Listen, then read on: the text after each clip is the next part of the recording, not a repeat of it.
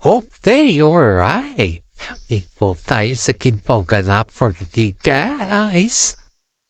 Bago natin pisahan yung ating update, ay gusto ko lamang po magpasalamat sa inyo sa mga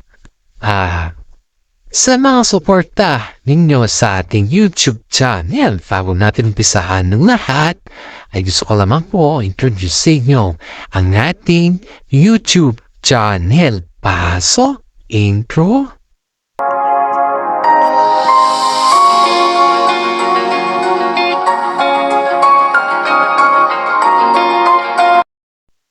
Okay, alright. Dito na tayo, guys.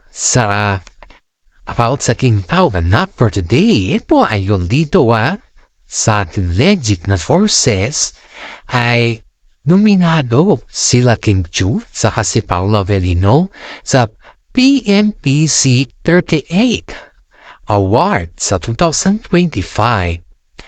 Sunod-sunod naman po ang pagkanominado ng dalawa dahil sa kanilang kagitingan. Ay dito natin mapatan po na nominado sila sa lahat ng kanilang lalanan. Gaya po nito, guys. Gaya po nito. Si Kim Chu po ay nominado bilang isang Best Female Host of the Year, Best Female Actress of the Year, dahil dun sa din lang, at dahil dun sa Showtime naman din.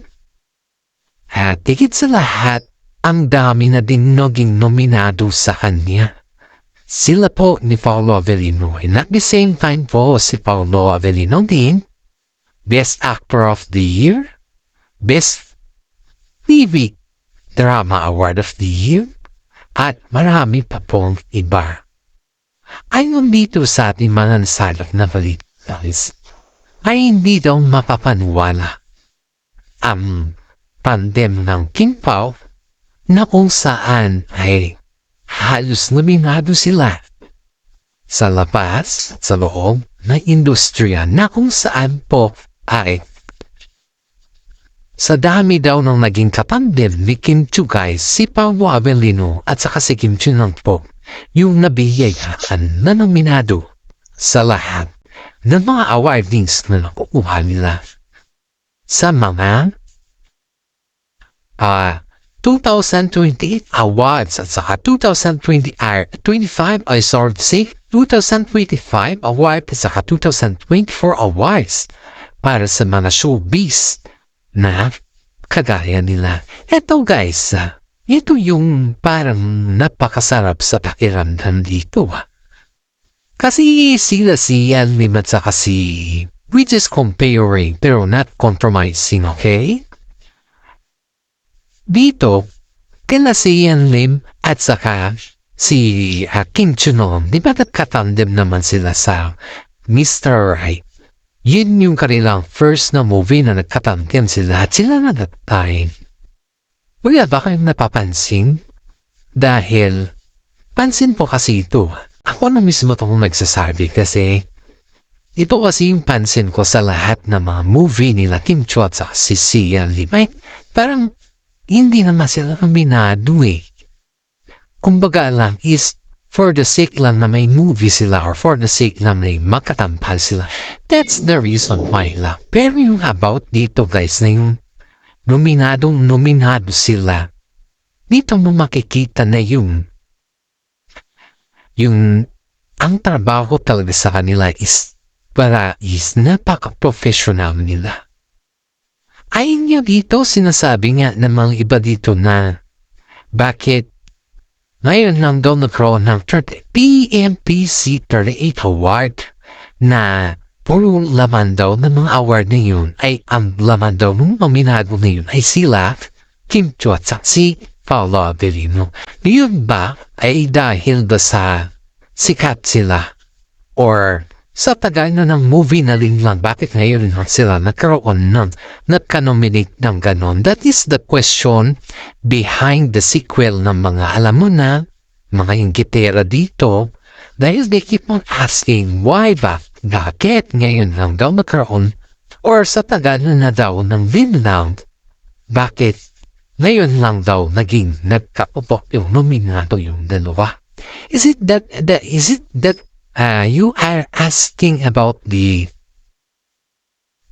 ang sinasabi kasi dito guys is she's asking about how something can treat or how they can push behind that limit above nun. Dahil kung tutuusin natin guys hindi naman kasalanan yung gawa kung bakit sila nominado kundi kaya nakikita naman ng mga iba or yung mga gumagawa dyan na event na talagang patok na patok yung kanilang movie. Hindi naman kurasado na sila nagsasabi na kailangan nyo kami i-nominate dahil kami ay ganito or kami yung pinakasikat. At higit sa lahat ay artista kami. Kami yung tinitingala ng tao. Hindi naman ganun yung point nila dito. At saka wala naman ganun, guys. Kaya nga ang sabi dito is just only for the event na nakilala yung dalawa sa kanila pahusayan. Kasi if you are ayon dito and this is also my own opinion, if you are nominated in that event on some of the awards, which means nakilala nila yung kahusayan mo sa larangan ng showbiz. Ganyan po yun. Yan po yung point nito guys. Kaya hintayin na lang po natin kung ano yung progress ng mga nominee at kung sila po ay mananalo sa voting process. At yan po ay aabangan natin. Sana naman sa mga tao dito na sumusubaybay din sa kanila at sumusuporta ay pa-shout out po sa mga senior citizen dyan na sobrang mahal na mahal po sila. Dahil sila po yung sa mga dami ng mga viewers ko. Sila po yung na-appreciate ko kasi tinitignan ko yung mga timelines ko ba. Nakikita ko dito kung ilang taon na or sino na yung mga nanonood at salamat na po may mga senior citizen ako dyan na fans at pakishare naman po guys para naman ay makatulong din po kayo sa atin. Eto guys, balik po tayo dito. Sorry, may medyo ubo ng konti kasi gawa ng lamig ng panahon. Eto guys, balik po tayo dito. Sa mga fans po na mga King Chu dyan, Kim Po fans, nananawagan po ako sa inyo dahil para iboto naman ang mga Kim Po at para makuha po nila yung mga awards. Dahil deserve po nila makuha yung mga awards na yun at if po ay talagang deserving sila sa isa't isa. We get the clues. Kumbaga is we show everything and they show us everything what we deserve also. Kaya po, sana naman guys ay makatulong din po tayo sa kanila dahil ng pasimpleng pagboto lang po. At yan po ay aabangan natin sa lahat-lahat. Tatapon naman po tayo sa mga ibang issues na patungkol na naman po sa Kim Pao.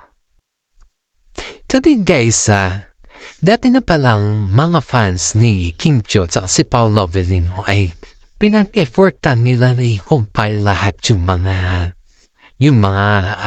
videos ng Kim Pao. You know guys, hindi ko naman sinasabi na masyado tayong palito Ayon dito sa ating legit na sources kaya pala na-nominate yung dalawa kasi nga po sa tulong din pala ng mga fans na nag-promote sa kanila at sa yung mga ginagawa nilang compilations sa kanilang videos, dun din pala, isa din pala yun na kumbaga score para sa kanila.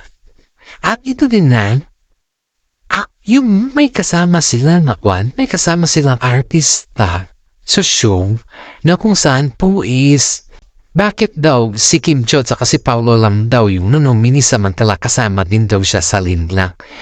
You know guys, ito yung masasabi ko lang dito. You know guys, some of the artista na kagaya din nila is parang sobrang inggit sa kanila. Kasi in behalf of saying thank you for them, they cannot, hindi sila ma-approach or hindi sila yung tao na yung maluwang yung pag-iisip ba? Kasi ang iniisip kasi ng mga ito, yung kapwa din nila tayo dito sa ating mga legit na sources. Nung nalaman na nominee na naman ang Kim Pao ay parang ang rason daw dito, rason daw is bakit ang Kim Pao lang daw yung na-nominee? Samantala kasama daw nila ko. Kasama daw sila sa Linlam. At kung ma-nominee man ang Kim Pao, bakit wala daw sila? Ito hindi naman lahat ng mga awardings na program or event ay lahat yung nasa set ay manonomini sila. Wala naman ganun. Alam mo, suntok sa buwan kasi yung sinasabi ng actress na Foy. Kung tupusin natin. Ay kasi suntok sa buwan kasi ang tina-target niya or ang hinahanap niya is yung parang yung pakiramdam mo yung siya na lang. Parang ganon. Yung siya na lang ang kumbaga is kailangan kung mayroon kung nasa show din siya or series din siya saka yung nominate yung kasama niya dapat mayroon din siya. Parang ganon. Suntok sa buwan niya. Yun yung pagkaintindi ko dito sa kanya. Kasi isipin nyo guys na bakit kung manomini man yung kasama mo, ibig sabihin, nakitaan sila ng mga potensyal at saka siguro ikaw pa kailangan pa mag-practice. Yun yung, di ba? Yun talaga yun yung dahilan na kung bakit bihira lang yung nanonomini sa mga awardings. Kasi nga, bago ka naman nanomini, manomini pa lang, ay panoorin nila muna yung mga reaksyon ng mga fans dyan kung talaga yung pagbibidahan mo dun ay talagang kakaiba ba or may talent ka nga ba, may potential ka nga ba. Parang ganun kasi yun guys kasi mararamdaman mo sa mga fans kung sino yung talagang best actor of the year dyan. Hindi lang yung best o ano mga klaseng kanya guys, walang ganun. May itong si actress na ito, sinupalpal din pala itong ng kasama nila Paul Rovelino sa kasi Kim Chu guys. Sabi daw sa kanila, pabutihin mo kasi para manomini ka din na kagaya nila. Huwag yung ganyan. May epal ka na naman. Yan daw yung sabi sa kanila guys. Pero, dahil nga dyan guys na parang lugmok ang tita din yung pinagsabihan daw. Tapos ang sabi, after na po nagsabihan siya guys, alam niyo ba yung kanyang pinagsisiwalat sa Facebook niya, sa Instagram niya? Buwa na naman siya ng cryptic post. Yung pagka-cryptic post niya na ginawa niya is para lang masira ang Kim Pao. Pero nakakaduda, Nakakaduda. Kasi ang daming mga netizen po ang magsasabi na paminsan-minsan yung mga galawan na ganyan is nakakaduda talaga. Is it that one is very rare? May reliable. May kumbaga isabi nga dito sa mga vlog natin na baka nagkamali daw yung legit na sources natin kasi iba-iba daw yung vlog natin ba hindi daw magkaparehas. You know guys, we have our ipa, intindi ko lang sa inyo to Sa mga hindi po nakakaintindi at sa mga nagtatanong bakit ganyan yung mga vlogs ko. You know guys, we have our different content creator na content. May mga content tayo na maganda na kung saan po ay yung mga kaganapan sa kanila. Yung puro lang maganda. Yung wala nang negatibo dun guys. Pero may mga content din tayo na kinukuha din natin yung mga negative sides. Para sa ganon ay magiging papas tayo sa lahat. That's the real point kung bakit some of my contents ay kumukuha ko sa mga negative sides. Kasi nga, halos lahat ng mga positive sa content kasi ng mga iba ay hindi na lumalabas yung mga negatibo at wala na tayong nalalaman, di ba? So sa ating content kasi, yung mga bako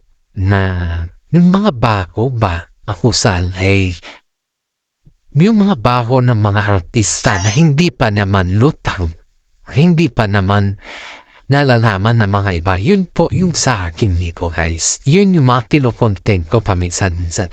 To let audience, sa mga audience natin dyan, to let them know na hindi lahat ay magaganda. May mga time din na sila din po ay may mga baho. Kaya yung sinasabi nila bakit daw wala daw picture, bakit daw walang ganito. Of course guys, baho nga yan eh. Hindi nga pwedeng ilabas sana yan. Pero sa atin kasi gusto ko lang mas ipatas lang tayo. Kasi nga po, pag patas naman tayo, ay marami din na nanonood dyan. At saka maging honest lang tayo. Okay na po, sapat na po. Pero sa mga nasasabi na o ganito, ganyan, mga kasinungalingan, huwag po kayong manood. I encourage you na huwag kayong manood kung ang mga comment naman ninyo is for fake news, for ganito, ganyan. Huwag nyo na lang mong panoorin. That's my real score sa mga buzzers natin dyan. Wala naman sa pilitan nito guys sa panoorin ninyo ako eh. Yung mga gusto lang po, manood sa akin hindi po yung mga buzzers dyan na kung ano-ano lang yung sinasabi. Kaya sa mga fans natin dyan na nanonood sa atin magpapasalamat po ako sa inyo kasi nagbigay po kayo ng puno sa atin guys. Sa mga may mga YouTube din dyan, paki-comment nila po yung YouTube nyo guys para magtulungan po tayo. Dahil dito guys is sa malaking tulong din po to para sa atin, di ba? Ito tayo guys, balik tayo din sa topic mo kung saan po ay para nung dismayado daw si actress sa sinabi at kasi siyempre inepalan. Umepal kasi siya eh.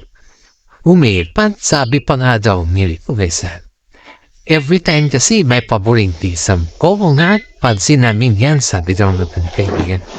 Pero dito nasa anong mini na sinasabi, may kumbaga is hanapan pa daw muna ng the best character dyan ba o kadaw manong ni.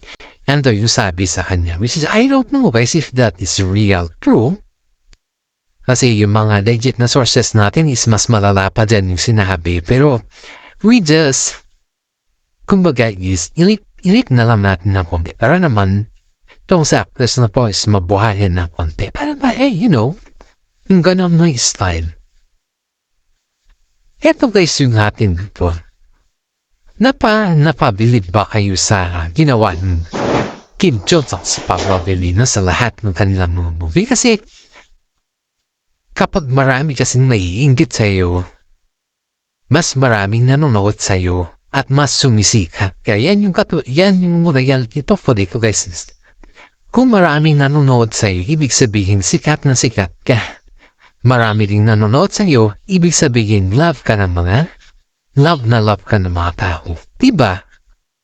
If you believe in the terms na love ka ng mga tao, yan na yung sinasabi sa iyo na may potential ka sa showbiz. Kaya ito guys ang daming ng babas sa Kim Pao at ang dami ring nakakagusto sa kanilang movie. Kaya nga po, ang dami din mga basers sila, di ba? Ang dami na sa kanil. So, ibig sabihin yan, pag ganyan na terms, mahal na mahal sila ng mga tao. Sobrang mahal nila ang mga Kim Pao.